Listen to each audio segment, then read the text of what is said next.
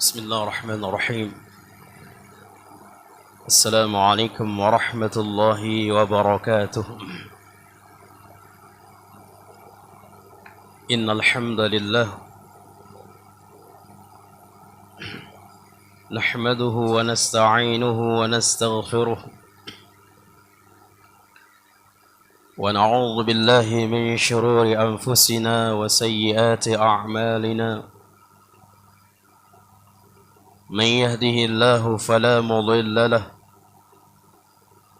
ومن يضلله فلا هادي له. أشهد أن لا إله إلا الله وحده لا شريك له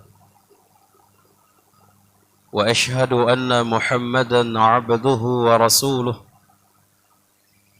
وحبيبه وخليله ولا نبي ولا رسول بعده. يا أيها الذين آمنوا اتقوا الله حق تقاته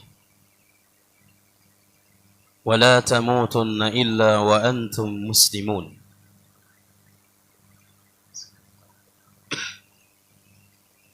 أما بعد فإن أصدق الحديث كتاب الله وخير الهدي هدي محمد صلى الله عليه وسلم وشر الأمور محدثاتها وكل محدثة بدعة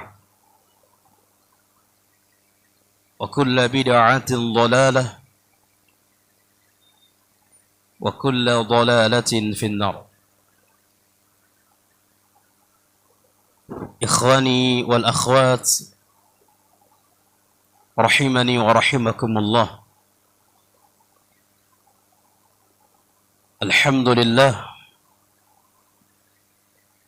kita memuji Allah Rabbul Izzati wal Jalalah yang telah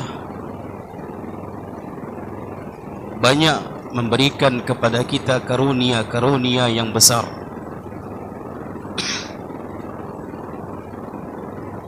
Di antara karunia yang Allah berikan kepada kita,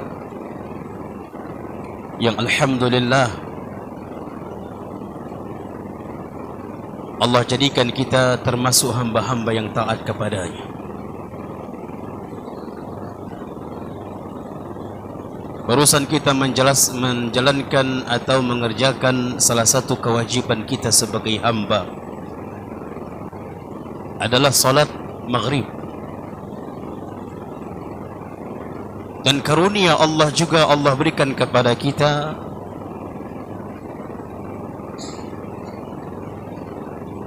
Allah jadikan kita orang-orang yang duduk di majelis ilmu seperti ini, di mana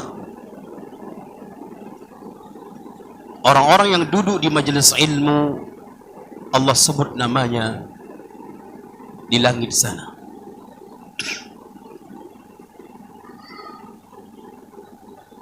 Tidaklah Allah menyebut namanya di langit sana, di langit, di hadapan para malaikat,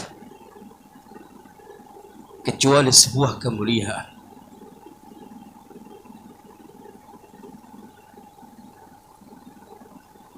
Siapa yang menyebut nama kita? Dan di hadapan siapa Allah menyebut nama kita? Padahal jamaah, siapa kita ini?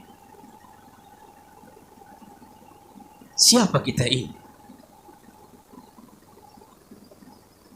Alangkah mulianya seorang hamba Allah sebut namanya di tengah-tengah malaikat yang mulia.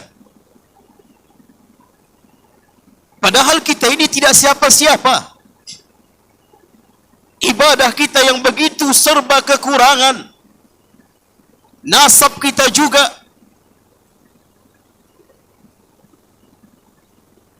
Namun kenapa Allah sebut nama kita?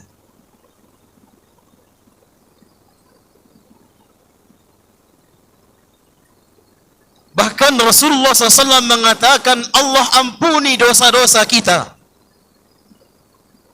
Allah ampuni dosa-dosa kita duduk kita di majelis ini. Orang yang benar-benar bahkan duduknya saja di majelis ilmu sebenarnya dia tidak mau belajar.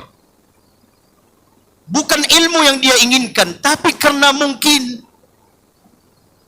entah itu terpaksa atau memang ada hajat menunggu temannya selesai dari kajian, ada hajat dia dengan ikhwan itu atau temannya tersebut.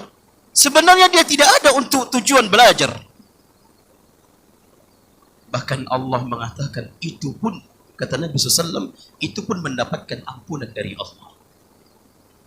Apalagi kalau kita benar-benar menginginkan ilmu, belajar, duduk di majelis ilmu, memang kita, niat kita memang sudah kita pasang dari rumah. Bayangkan jamaah, berapa kali kita dalam satu bulan itu duduk majelis ilmu? Berapa kali? Berapa dosa yang telah tergugur dengan duduknya kita di majelis ilmu? Bahkan padahal mereka duduk itu adalah orang-orang yang awal masuk ke dalam sunnah. Yang mungkin dari segi ilmu mereka, dari pemahaman mereka, namun masih duduk. Maka kita akan takjub kita seperti orang seperti ini. Kena ampunan jemaah. Ampunan Allah. Allah mengampuni subhanallah. Terkadang ada orang-orang yang tidak sadar diri bahwasanya dia berdosa. Ada orang-orang yang tidak sadar diri, dirinya banyak dosa. Yang berhari-hari dia, bahkan tiap hari dia melakukan dosa.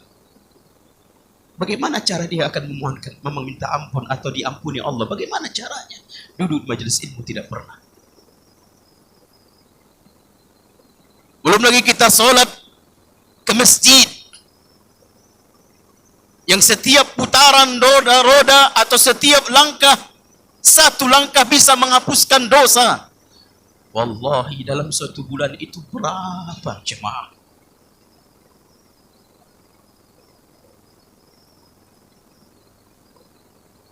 Makanya kami pribadi heran orang-orang yang tidak mau duduk majelis ilmu. Heran. Apa yang dia cari dalam kehidupan ini? Apa yang dia cari?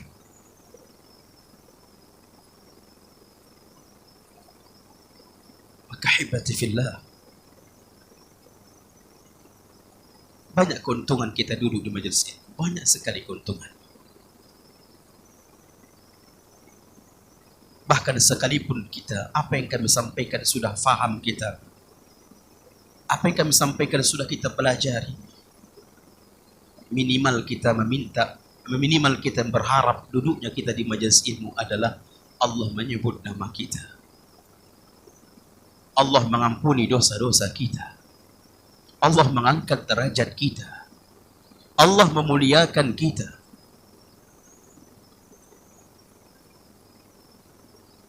Maka hibati fillah, sudah sepantasnya kita mengatakan alhamdulillah. Ahibati fillah rahimani wa rahimakumullah. Seperti biasanya kita membahas kitab Syarah Umdatul Ahkam di setiap malam Jumat biiznillah, yang kita berharap mudah-mudahan Allah memberikan ilmu yang bermanfaat untuk kita. Kita juga berharap mudah-mudahan dengan duduknya kita belajar, Allah angkat derajat kita. Kita juga berharap kepada Allah dengan ilmu yang kita pelajari selama ini, mudah-mudahan ilmu itu membawa kita ke dalam syurga, menunjukkan kita, mengarahkan kita menuju pintu syurga. Kita juga meminta kepada Allah mudah-mudahan apa yang kita pelajari Allah juga memberikan taufiknya kepada kita sehingga kita bisa mengamalkan apa yang kita pelajari selama ini. Ahibati fillah rahimani wa rahimakumullah. Kita masuk hadis yang ke 16. Hadis yang ke-16 Pada pertemuan yang lalu kita sudah membahas hadis yang ke-15. Di hadis yang ke-15 di sini ada 3 larangan. Ada 3 larangan Nabi SAW kepada kita umatnya. Dari Abu Qatadah Al-Harith bin Rib'i Al-Ansari أن النبي صلى الله عليه وسلم قال لا يمسكن أحدكم ذكره بيمينه وهو يبول ولا يتمسح من الخلاء بيمينه ولا يتنفس في الإناء. Larangan yang pertama, la yumsikanna ahadukum dzakarahu biyaminih wa huwa yabul. Jangan sekali-kali kalian memegang zakar kalian atau kemaluan kalian dengan tangan kanan. Wa huwa yabul, sedangkan dia dalam kondisi sedang buang air kecil. Maka larangan di sini tidak boleh memegangnya dengan tangan kanan. Karena tangan kanan digunakan kepada hal-hal yang baik, hal-hal yang terhormat.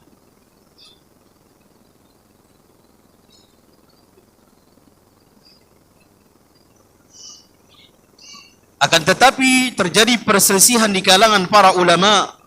Bagaimana kalau memegang zakar tersebut? Zakar itu faham ya? Zakar ya? Apa bahasa apanya?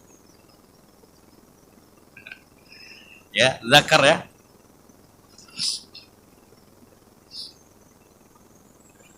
Terjadi perselisihan para ulama, apakah sama dilarang di dalam agama kita memegang zakar itu walaupun dalam kondisi tidak sedang baul atau tidak sedang membuang air kecil? Sebagian ulama mengatakan na'am.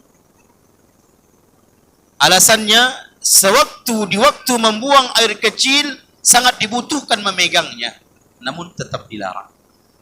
Bagaimana kalau seandainya selain dari membuang air kecil, sedangkan itu tidak pala dibutuhkan? Sedangkan sebagian ulama mengatakan dibolehkan. Jadi sebagian ulama mengatakan tetap tidak boleh. Bahkan lebih parah larangannya jika memegang zakar itu dengan tangan kanan. Baik itu sedang baul, sedang membuang air kecil, maupun sedang tidak membuang air kecil.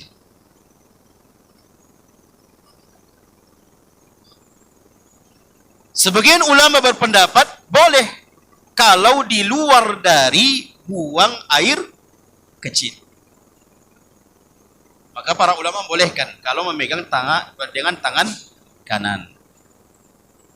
Terlebih kalau seandainya dia menjaga dari hal-hal,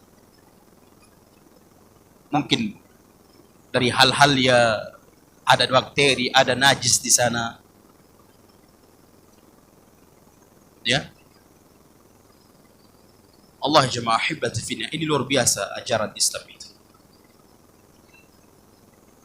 Untuk menjaga dari najis, kotoran.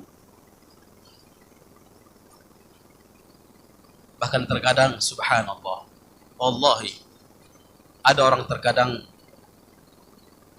ketika berhubungan suami istri dia mencontoh orang-orang kafir. Cara dia berhubungan mencontoh orang kafir. Na'udzubillah. Orang kafir tidak ada hukum. Tidak ada peraturan-peraturan. Tidak ada. Sehingga mereka terkadang seperti hewan. Namun lebih ajaibnya, lebih dahsyatnya, Muslim mengikuti seperti ini. Muslim mengikuti cara berhubungan orang kafir. Na'udzubillah. Sehingga terkadang perkara najis mereka tidak pedulikan. Ini zalim kepada istri. Zalim kepada istri. Padahal Allah mengatakan wa'ashiruhunna bil ma'ruf. Pergaulilah istri-istri kalian dengan cara baik. Baik dengan muamalah yang seperti kehidupan yang biasa, rumah tangga, terlebih dalam hal itu.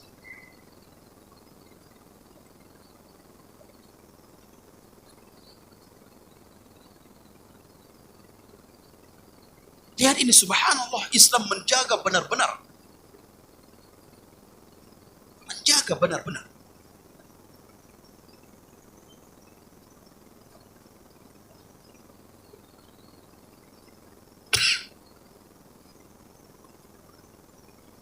Untuk memegangnya saja dikhawatirkan ada najis melekat ke tangan kita.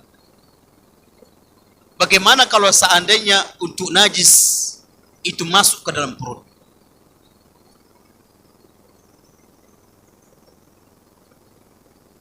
Lebih dilarang di dalam Islam.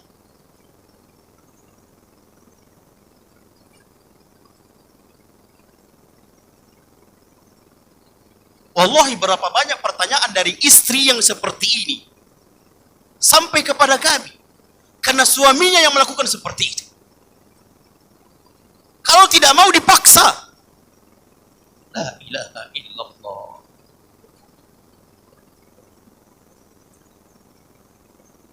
Padahal Islam sudah mengajarkan caranya, sudah diajarkan. Naam, bukan berarti bebas sebebas-bebasnya tatkala Rasulullah mengatakan itu ladang kalian, boleh kalian dari mana saja pun, dari mana saja pun dibolehkan. Namun lihat, apa maksud dari mana saja pun dibolehkan? Ini sudah faham maksudnya jemaah yang sudah punya istri ya? Kalau belum mah wajar saja. Hibati fillah, Islam itu luar biasa. Seluruhnya ditata. Dibuat peraturan. Yang itu gunanya adalah manfaatnya untuk kita sendiri. Namun ta'udzubillah, terkadang muslim mencontoh caranya orang kafir. Sehingga ingin merasakan sensasi yang lain. La ilaha illallah.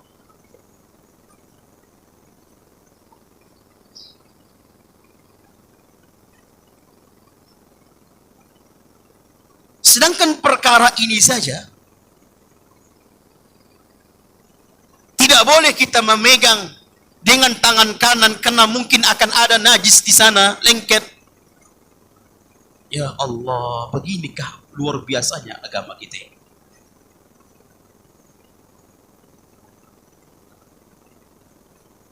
Baik. Itu larangan pertama. Larangan yang kedua, wala yatamassah minal khala'i biyaminih. Wala yatamassah minal khala'i biyaminih. Jangan, tidak boleh seorang muslim itu bersuci dari hadas besar dengan menggunakan tangan kanan. Tak boleh bersuci dari apa namanya? Buang air besar. Tidak boleh bersuci dari buang air besar dengan menggunakan tangan apa jemaah? Kanan. Demikian juga tidak boleh juga bersuci dari buang air kecil dengan menggunakan tangan kanan. Yang diperintahkan adalah dengan tangan kiri.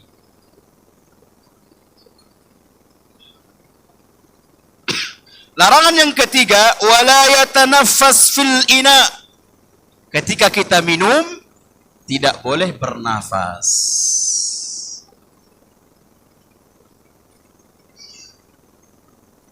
Kenapa tidak boleh bernapas? Jemaah, karena dikhawatirkan akan ada bakteri atau penyakit masuk ke dalam minum itu. Itu saja dilarang, apalagi perkara-perkara yang tadi lebih dahsyat lagi. Apalagi kalau ditiup, dia apa namanya? Dihembus. Apalagi dihembus. Orang yang menghembus makanan atau minuman tatkala panas, tidak ada orang yang menghembusnya kecuali orang yang tidak belajar. Ustaz, ada juga yang sudah belajar, Ustaz, tapi tak sabar dia menunggu, makannya juga dia hembus.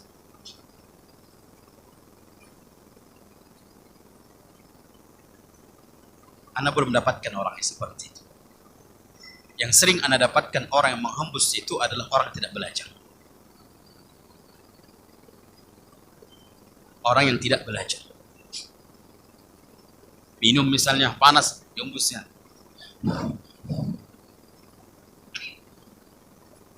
Terkadang subhanallah, begitu mau kasih makan atau minum anaknya, dihembus bapaknya dulu, baru dikasih anaknya.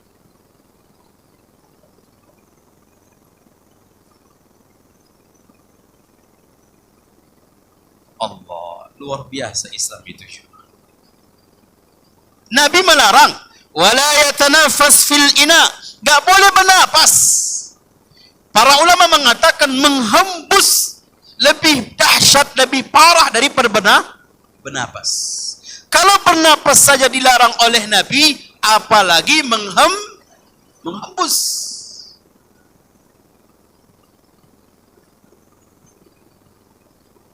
Bernapas saja lebih dahsyat lagi menghembus.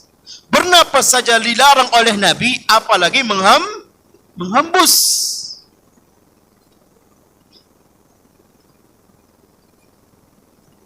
Terkadang banyak juga alasan, Ustaz panas, Ustaz.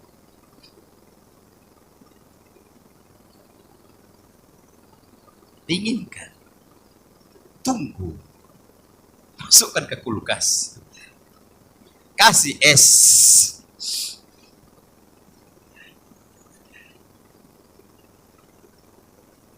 Ada orang terkadang banyak ilahnya, banyak alasan, padahal memang tak mau dia mengamalkan.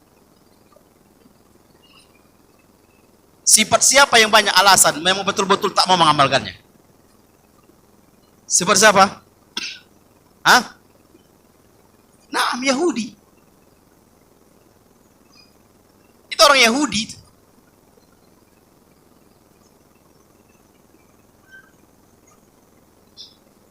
Banyak alasan dia, padahal tujuannya tidak mau mengamalkan.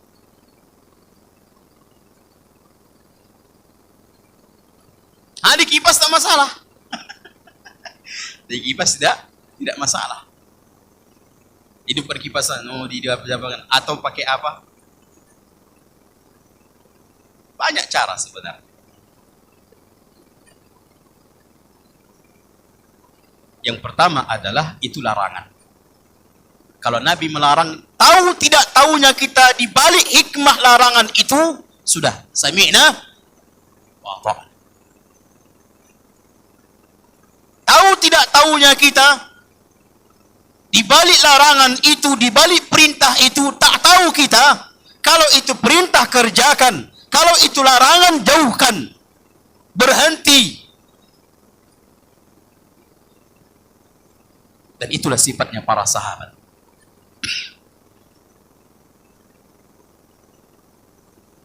Ingat tidak riwayat Nabi membuka sandal? Ingat ketika di dalam salat. Kenapa Nabi membuka sandal? Karena Jibril mengkabarkan ada najis. Namun makmum para sahabat di belakang Rasul, dilihatnya Nabi membuka sandal, apakah mereka diam? Tidak. para sahabat dibukanya sandal mereka dalam keadaan sholat.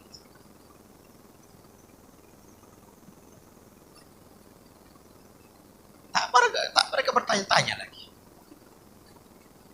Maka hendaknya seperti itu kita, ketika ada perintah, jangan tanya dulu alasan lagi. Itu perintah, hadis sahih, sudah amalkan. Ini larangan, hadis sahih larangannya, ini hadisnya sahih, sudah tinggalkan. Namun terkadang ketika ada penelitian dari orang kafir, rupanya ini tidak boleh, ini baru dia meninggalkannya. Sering kita sampaikan, ada orang banyak pakai celana cingkrang karena menonton pemuda-pemuda Korea. Berarti dia melakukan atau dia memakai celana cingkrang itu kenapa? Meniru itu kan?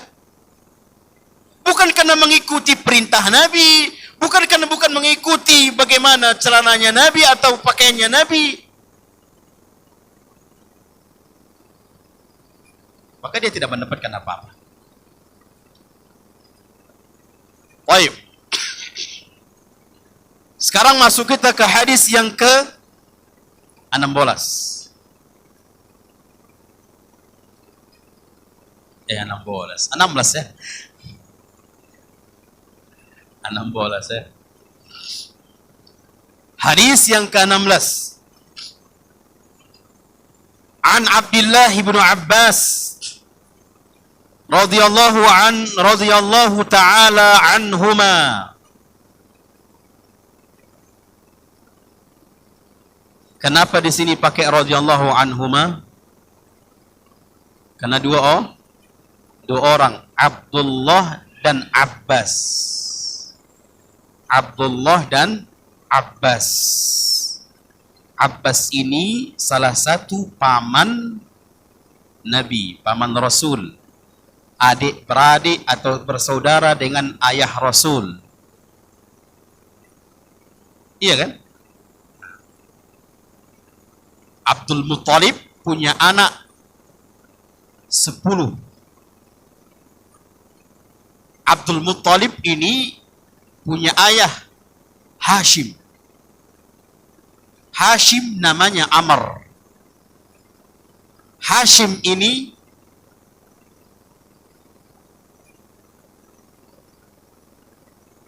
saudagar, orang yang berniaga ke daerah-daerah, terkadang ke negeri Syam, terkadang ke negeri Yaman. Suatu ketika Hashim ini berangkat ingin berniaga ke Yaman, ke negeri Syam.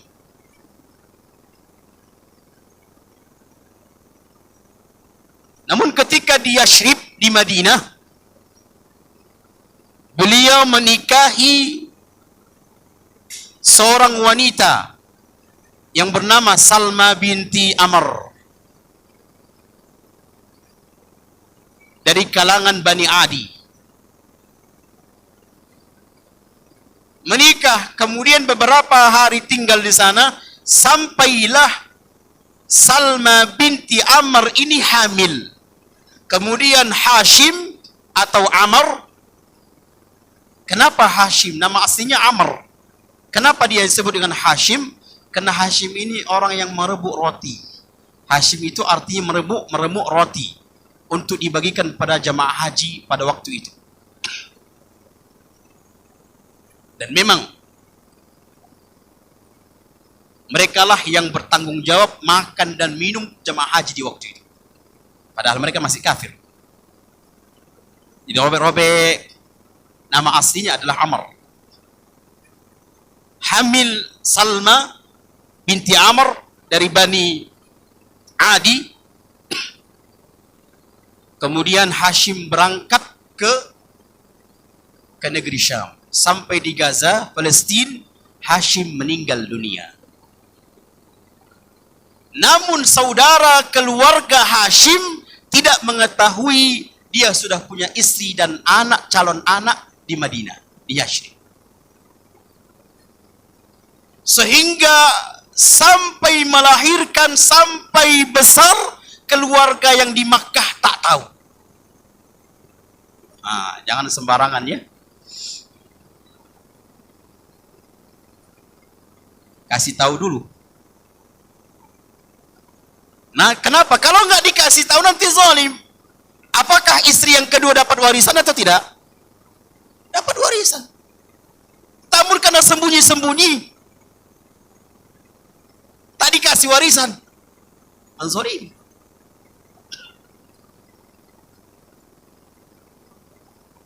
Hamilnya tadi Salma binti Amr, itulah melahirkan Abdul Muttalib. Hashim itu punya anak 9. 4 laki-laki, 5 perempuan. Di antara 4 laki-laki adalah Abdul Muttalib. Dan Abdul Muttalib punya anak 10. Itulah Abbas, Abu Lahab, Abdullah, banyak. Jadi termasuk di sini adalah, makanya Ibnu Abbas ini disebut dengan Ibnu Ammuhu, anak pamannya Nabi. Radhiyallahu anhuma, berarti di sini ada 2 masuk Islam. Abdullah masuk Islam, Abbas masuk Islam. Abbas masuk Islam kalau tidak salah pada waktu Fathu Makkah. Qala amarra an-nabiy sallallahu alaihi wasallam biqabrain. Nah, ini unik nih. Ini sangat penting sekali. Udah Isya atau belum jemaah? Iya. Kalau masuk berarti minggu depan lah kita bahas nih.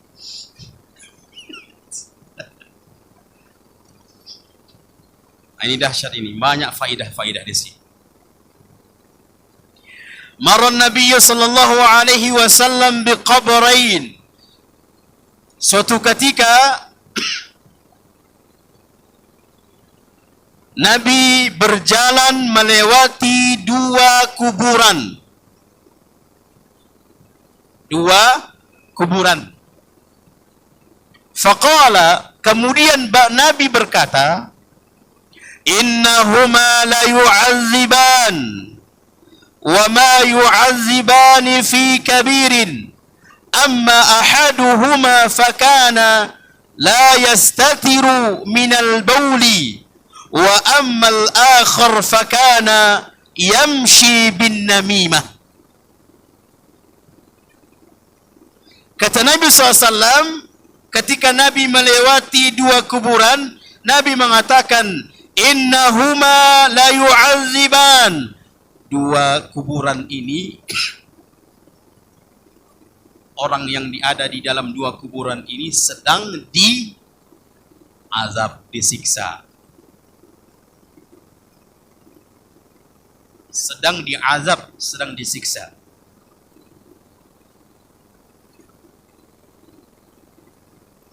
Ingat bagaimana cara memahami hadis ini. Innahuma la yu'azzaban. Sungguhnya kata Nabi SAW, 2 kuburan ini di dalamnya sedang disiksa. Wa ma yu'azzibani fi kabirin. Dan tidaklah orang yang ada di 2 kuburan ini disiksa dikenakan kena perkara yang besar.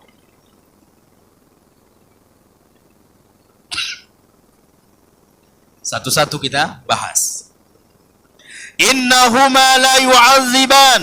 Sesungguhnya mereka berdua yang ada di 2 kuburan ini sedang disiksa. Nabi tahu atau tidak? Siapa yang menyampaikan dia, Nabi tahu mereka di dalam kubur itu diazab? Selain dari Nabi tahu nggak itu? Nah jemaah, selain dari Nabi tahu nggak itu? Nggak ada itu. Berarti Ini juga bantahan orang yang meletakkan apa-apa di dalam kuburan. Bukan dalam kuburan ya, di atas kuburan itu. Entah yang apa-apa diletakkan di atas kuburan dengan alasan meringankan apa? Dari mana dia tahu itu disiksa atau tidak? Dari mana dia tahu? Berarti ini adalah batal.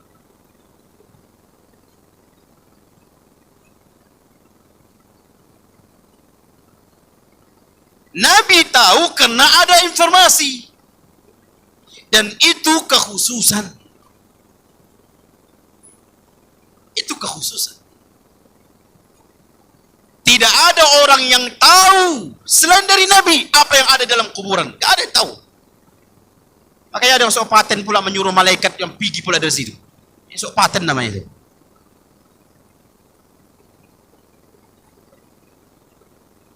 Menyuruh malaikat mungkar nangkir pula itu.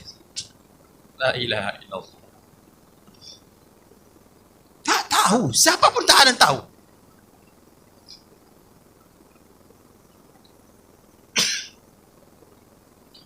Kan ada model dakwah yang di dalam kuburan itu, Pak. Dia ditimbun betul-betul dikubur, mik dimasukkan ke dalam, bercakap dia di dalam.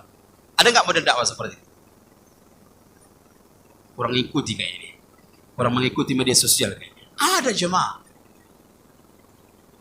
Mungkin 1 jam atau 1,5 jam di dalam kubur. Dikubur, betul-betul dikubur. Lalu berceramah di dalam kuburan itu. Ini golap katanya.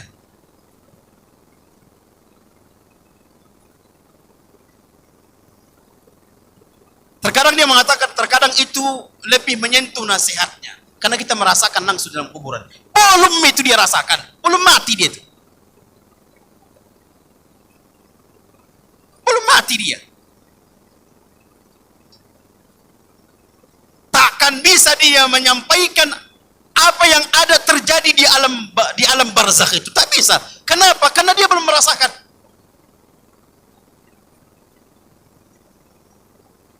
Karena itu perkara gaib. Perkara gaib. Tahun berapa itu ya?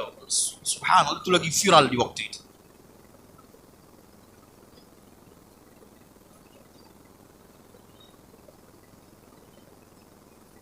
Jadi yang pertama adalah Nabi mengetahui. Berarti selain dari Nabi tak tahu. Itu kita yakin. Ini kekhususan Nabi mengetahui apa yang terjadi di alam barzakh. Apa yang terjadi di orang yang di alam kuburan. Disiksakah? Nabi yang tahu itu. Selain dari para nabi, bagaimana bisa tahu?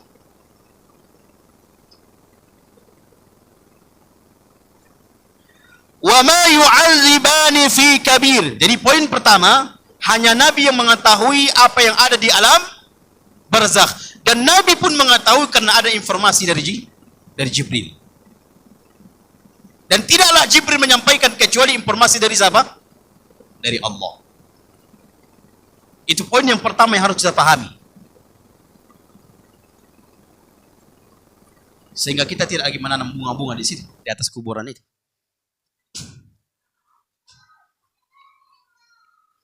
Wa ma yu'adzibani fi kabirin. Ini poin yang kedua.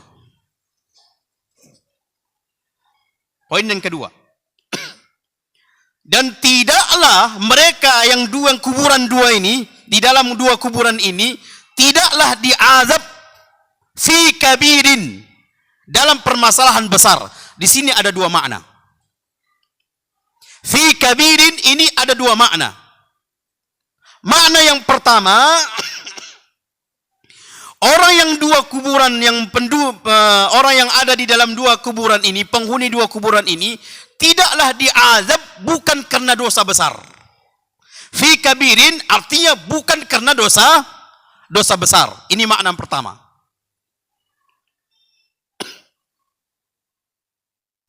Makna yang kedua, mereka berdua diazab bukan sesuatu yang sulit untuk dihindari. Bukan sesuatu yang sulit untuk dihindari. Kenapa? Kenapa mereka diazab? Pertama, la yastatiru minal baul. La yastatiru minal baul.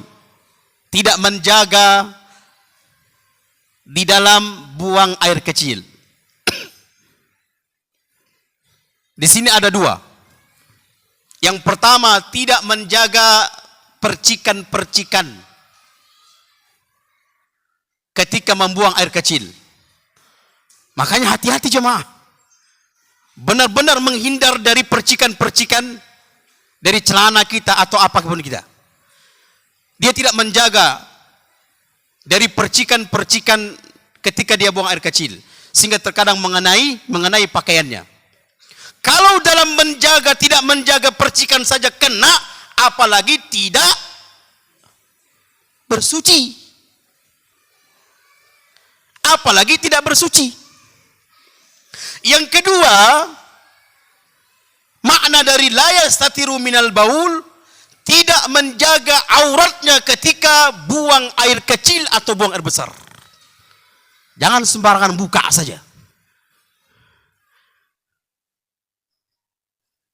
Tidak menjaga aurat.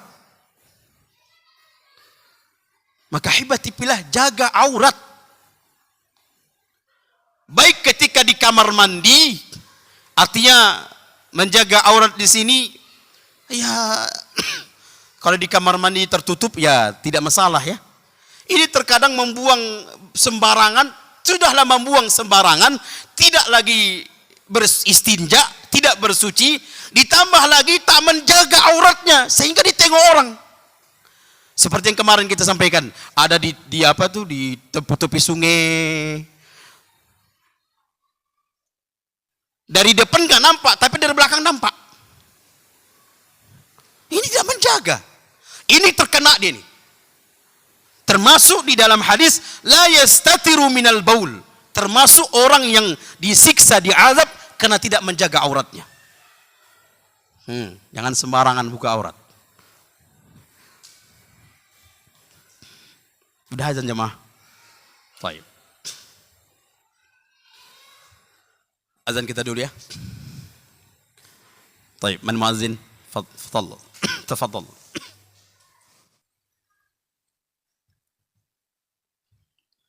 Ahibati fillah rahimani wa rahimakumullah. Jadi di sini ada dua makna la yastatiru minal baul. Pertama adalah tidak menjaga dari percikan-percikan. Kalau itu saja dia tidak menjaga, apalagi tidak istinja, tidak bersuci dari buang air kecil. Maka itu lebih dahsyat lagi. Yang kedua adalah tidak menjaga aurat ketika dia baul atau ketika membuang air. Buang air kecil saja dia, jika tidak menjaga auratnya, apalagi buang air besar. Maka kalau seandainya memang tidak ada kamar mandi, maka silakan kita cari tempat yang jauh dari pandangan manusia. Sebagaimana Nabi SAW. Untuk apa itu semuanya? Untuk menjaga aurat kita. Untuk menjaga aurat.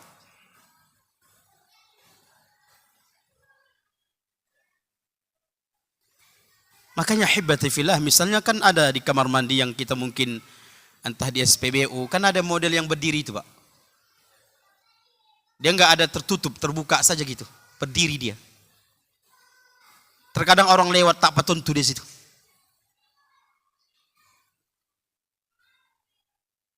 Ya kan Pak, ada kan?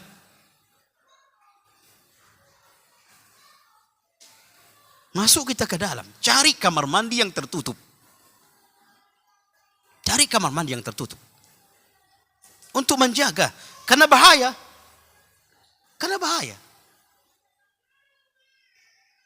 Jaga aurat.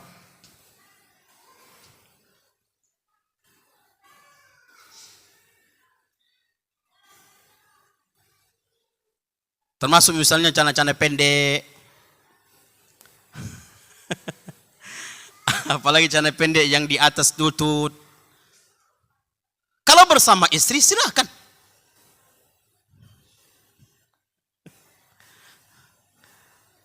Sekarang subhanallah keluar rumah gitu juga. Aurat laki-laki dari mana sampai mana? Yang apa namanya, yang apa yang harus dia apa ya gitu ya, dijaga. Dari mana? Dari pusat sampai utut.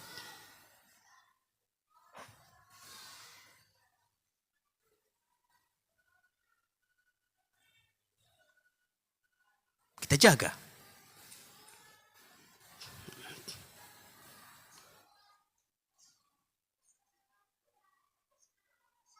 Gimana?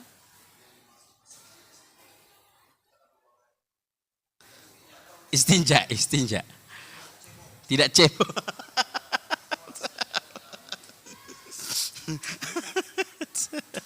Paham ya? Enggak apa dia, enggak cebok dia. Setiap membuang itu, udah, langsung masukkan. Enggak cebok dia. Itu jangan disebut orang. Itulah intinya. Yang kedua juga tidak menjaga aurat. Ini banyak orang nengok tuh. Banyak orang nengok. Jadi bukan, jangan ya, tidak cebok ya. Tidak bersuci maksudnya tidak istinja, tidak cebok. Bagus Pak, alhamdulillah. Nah, ditanya langsung memang. Jangan apalah tadi maksudnya, sampai pulang tak tidur. Apalah maksudnya itu ya. Langsung tanya, bagus. Makanya subhanallah kata Nabi SAW, wa ma yu'adzibani fi kabirin. Mereka yang berdua di dalam kuburan ini tidaklah diazab gara-gara perkara besar. Di antaranya seperti Al-Imam Al-Baghawi dan Al-Imam Ibnu Daqiq mengartikan fi kabirin, perkara besar ini adalah mereka berdua mengatakan maksud perkara besar tidak susah, sulit menjaganya. Apa sulitnya untuk membasuhnya, bersuci? Apa sulitnya?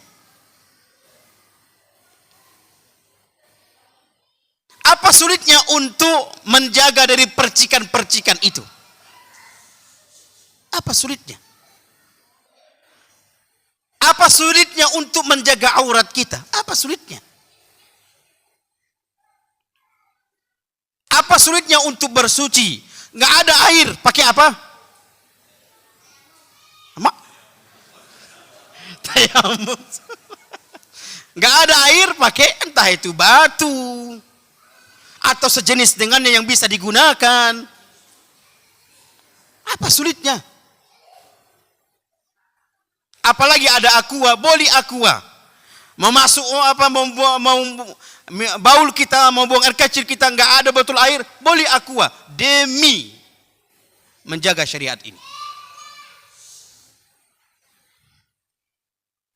Apa sulitnya? Makanya Al-Imam Al-Baghawi mengatakan dan Al-Imam Ibnu Daqiq mengatakan nggak ada sulitnya. Karena tidak sulit itu, makanya mereka diazab.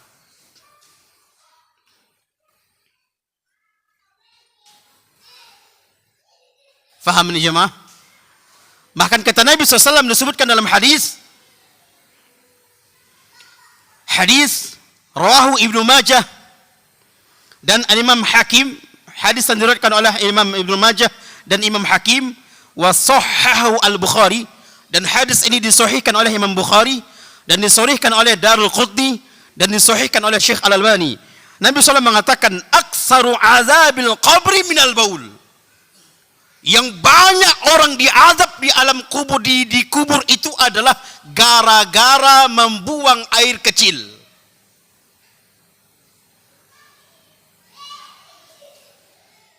Ada yang tidak cebok lah, ada yang tidak menjaga pakaiannya dari percikan-percikan air itulah. Banyak.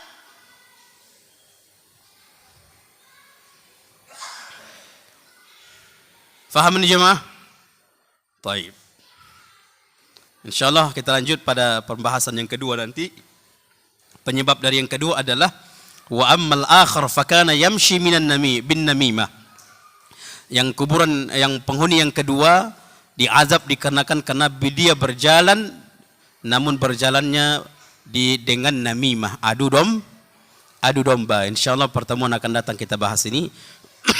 Wa sallallahu ala nabiyina Muhammadin wa ala alihi wa sahbihi ajma'in. Assalamualaikum warahmatullahi wabarakatuh.